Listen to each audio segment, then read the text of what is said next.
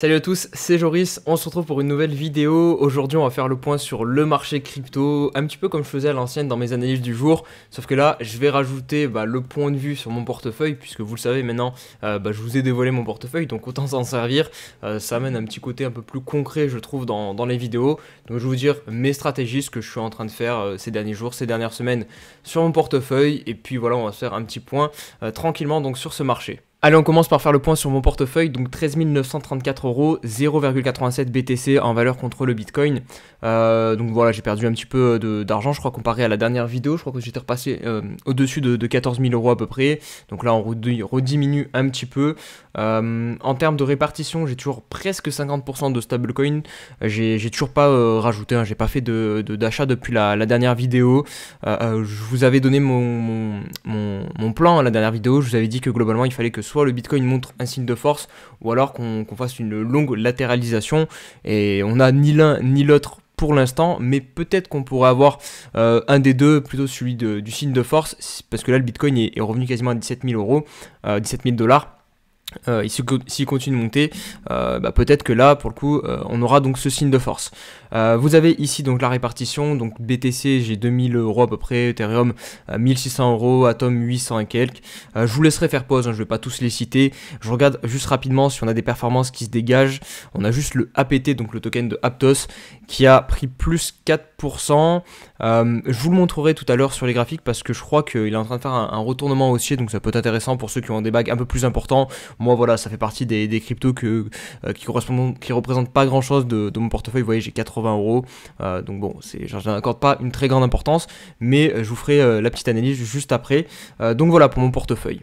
Allez, on se retrouve sur les graphiques et vous remarquerez peut-être que j'ai changé de caméra puisque j'avais pris mon iPhone pour filmer, c'est pour ça qu'il y a une meilleure qualité en ce moment sur les vidéos, mais là il buguait un petit peu, alors j'ai repris mon ancienne webcam. Je préfère que la vidéo soit fluide plutôt qu'il y ait des bugs, donc voilà, vous étonnez pas s'il y a un petit changement.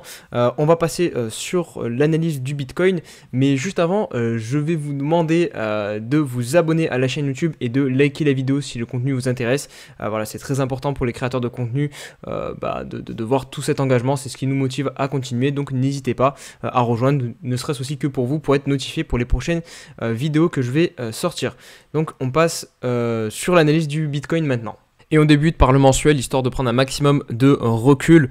Alors bon, il n'y a pas grand chose de bullish malheureusement, on voit juste une très légère mèche qu'on a réussi à obtenir en novembre pour reclôturer juste en dessous de la mèche de juin 2022, mais pour l'instant ça sert surtout de résistance plus qu'autre chose.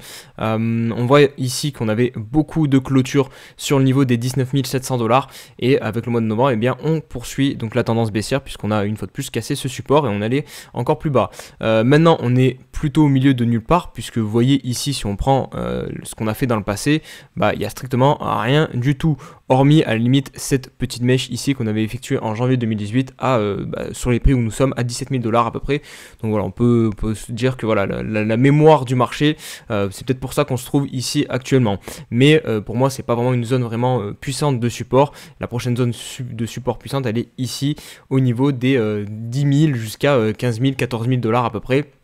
Donc perso, moi c'est ce que je vois avec le mensuel. Après, si jamais on a une espèce d'englomante là pendant décembre et qu'on récupère le niveau des 19 700 $ en clôture, là ça sera un signal haussier de force. Et comme je l'ai dit en intro de vidéo quand on regardait mon portefeuille, là ça sera des signes de force qui pourront potentiellement du coup me faire repasser à l'achat.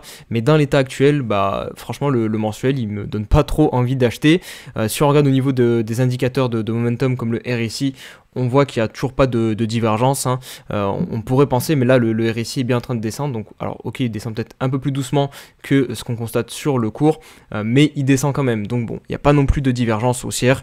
Donc voilà, le mensuel est pas vraiment très haussier pour moi en tout cas. Au niveau de l'hebdomadaire, c'est un poil différent. Déjà au niveau du RSI, on voit une énorme potentielle divergence. Alors je dis potentielle parce que pour la valider, il faudra venir clôturer au-dessus du niveau 40 de RSI.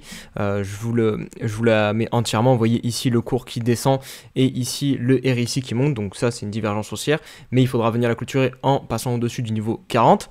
Je vous l'avais dit aussi, je crois, dans la précédente vidéo, j'attends un retour au minimum au-dessus des 18 000 $ en cours de clôture hebdomadaire. C'est tout simplement l'ancien range qu'on tenait depuis le point bas de début juin, pardon.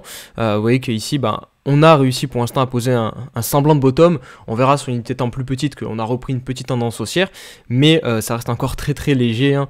On n'est même pas à 50% de l'énorme bougie de baisse qu'on a connue à cause de FTX. Donc clairement pour moi le vrai cluster c'est ici à la zone des 18 000. Je pense qu'on doit être pile du coup sur le retracement 50% de cette bougie. Hop, on va mettre Fibonacci. Le 50%, il est à 18 400 $. Donc voilà, c'est pile cette zone-ci, vous voyez, où on a les mèches qui sont là. Je vais vous zoomer un petit peu plus. En gros, c'est cette zone ici. On a aussi le EMA, je crois que c'est le EMA 9, ça. Là, on a le EMA 21 qui est encore plus haut, le EMA 50 qui est encore plus haute, qui sont surtout dans des configurations baissières, hein. Vous voyez, quand on a les moyennes les plus long terme, enfin, les moyennes les plus court terme, pardon, qui sont sous les moyennes les plus long terme, c'est que clairement, on est sur une configuration baissière. Donc, pareil, l'hebdomadaire, il n'y a pas vraiment grand chose de haussier, hormis là, les 2 petites semaines qu'on a faites ici, avec des dojis qui ont marqué un petit stop de la baisse. Mais maintenant, ce qu'on va voir, c'est des vrais signaux plus haussiers, un peu plus long terme, en récupérant des anciens supports, en brisant des résistances. Et pour moi, le premier niveau clé, il est donc aux alentours des 18 000 $. Sur le journalier, on est presque en train de redevenir haussier, et je dis presque parce que ça va dépendre un petit peu des indicateurs que vous allez regarder pour déterminer si on est en tendance haussière ou baissière. Si on prend l'analyse de creux sommet, donc la théorie de dos, on voit bien qu'ici on a un creux, ici un deuxième creux et ici potentiellement un sommet. Donc ici on aurait un retournement de tendance effectué sur cette belle bougie de breakout, donc on serait redevenu haussier. Au niveau du RSI, on peut voir ici qu'on bute sous la zone de neutralité, et en général quand on a un RSI au-dessus de 50, c'est quand même ça montre que l'actif est plutôt un territoire haussier, et des fois ici ça nous sert de résistance, donc là c'est un petit peu mitigé. Au niveau des moyennes mobiles, on a le EMA 9 et le EMA 21 qui vont bientôt peut-être croiser haussier, mais vous voyez c'est pas encore fait, donc on reste ici sur une zone assez ambiguë. On a ici, on peut voir aussi, pour considérer ça peut-être comme un point haut, le niveau ici des 17 500, on a vu le rebond juste après la baisse jusqu'à 15 000 et quelques. Peut-être que venir franchir ce niveau là aussi ça nous marquera en fait que toute cette zone-ci c'est un bottom, et que vraiment on repart sur une dynamique plus haussière.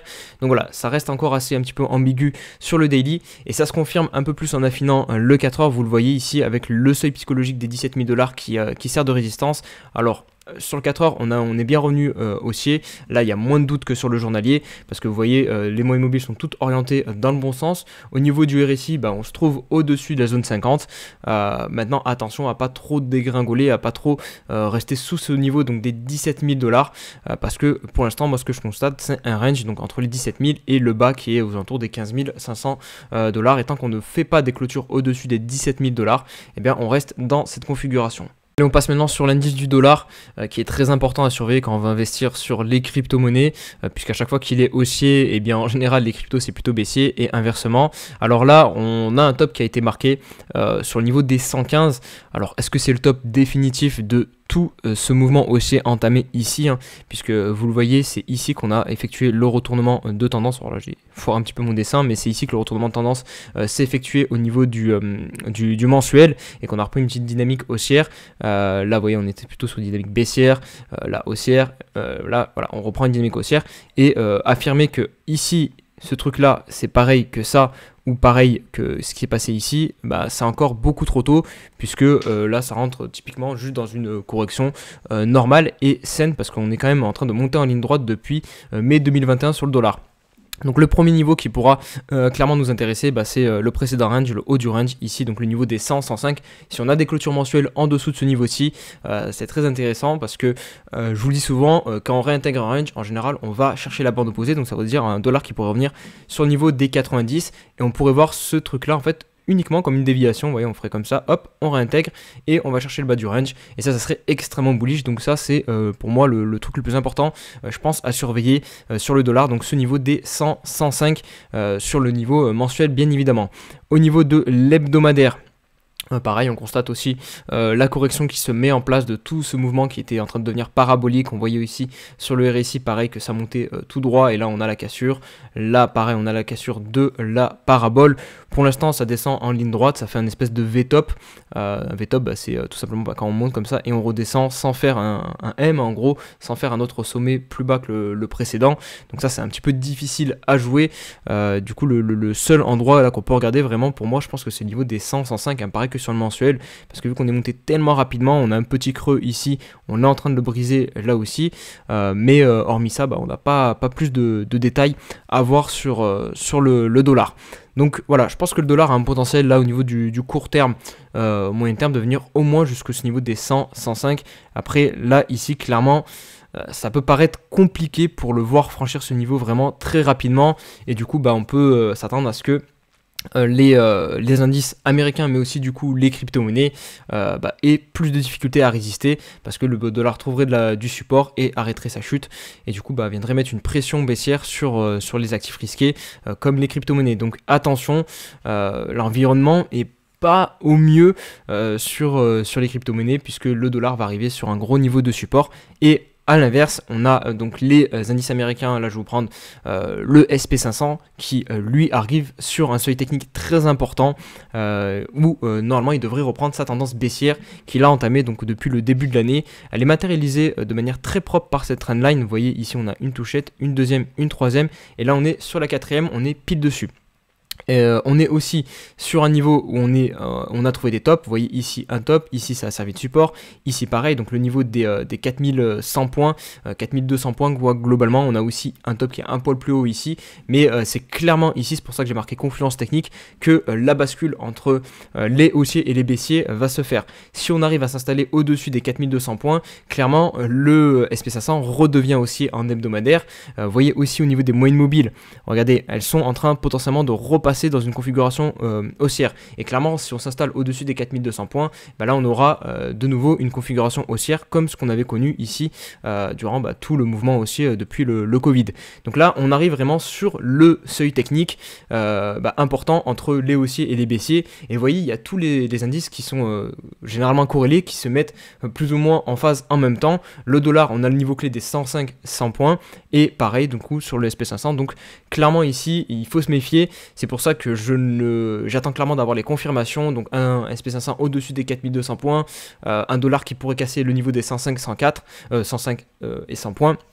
Et du côté du Bitcoin, une récupération. Je vous ai montré le niveau mensuel, on a les 19 000 $, mais un peu plus court terme, on a les 17 000 et quelques, 18 000 au niveau de l'hebdomadaire et du journalier. Voilà, donc je pense que là, j'ai fait le point complet sur les indices, enfin sur les actifs principaux importants à surveiller et leur zone de prix.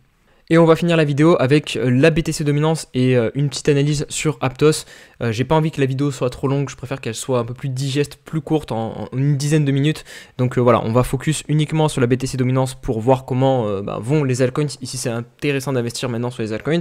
Quand on regarde ce graphique, on peut se dire pas vraiment, puisque on travaille une fois de plus ce fameux gros support des 40% pour la BTC dominance. Donc en gros, quand la BTC dominance, c'est que le Bitcoin surperforme les altcoins et inversement. Donc là, est-ce que c'est judicieux de se positionner sur un support qui a repoussé le cours une fois, deux fois, trois fois, quatre fois, cinq fois, et là on est sur la sixième fois?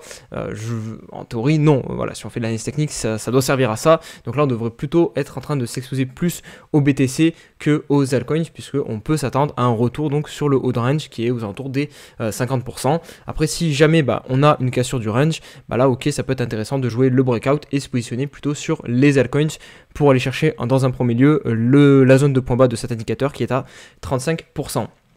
On passe sur Aptos et on terminera la vidéo avec ça, puisque je vous ai dit que Aptos était en train de repasser haussier. Donc voilà, pour ceux que ça intéresse, qui sont investis sur Aptos, je pense que ça peut être une analyse du coup qui va vous plaire. Donc regardez, alors ça va jouer à pas grand chose, parce qu'encore une fois on va arriver pile sur le moment pivot. Vous voyez qu'ici on a un gros trou, on est vraiment descendu hyper rapidement. Donc globalement je pense qu'on pourrait aussi remonter rapidement si on commence à installer des clôtures au-dessus des 5 $, et quelques 5,5 $. Vous voyez bien qu'on a un range qui s'est bien matérialisé, donc ça c'est très propre, hein. Pour poser des bottoms en général ça se pose comme ça, voilà, on latéralise un petit peu pendant un certain temps et ensuite on break à la hausse et on reprend une dynamique haussière. Donc là Aptos au niveau du court terme, très court terme dans le range, vous voyez bien qu'il a repris une dynamique haussière avec des creux et des sommets ascendants. Maintenant si on veut qu'au niveau du un peu plus long terme ça se passe aussi, je vais basculer sur le daily. Malheureusement sur Aptos on n'a pas plus d'historique, hein. C'est pas très pertinent je pense, voilà, de se baser sur l'hebdomadaire vu que le token est disponible depuis quelques semaines. Mais sur le journalier, On voit bien que pareil aussi ça se dessine et ça se met tranquillement en place, un petit bottom. On a sur le RSI le petit signal, vous voyez, on repasse au-dessus de la zone 50, ça fait très longtemps qu'on ne l'avait pas fait.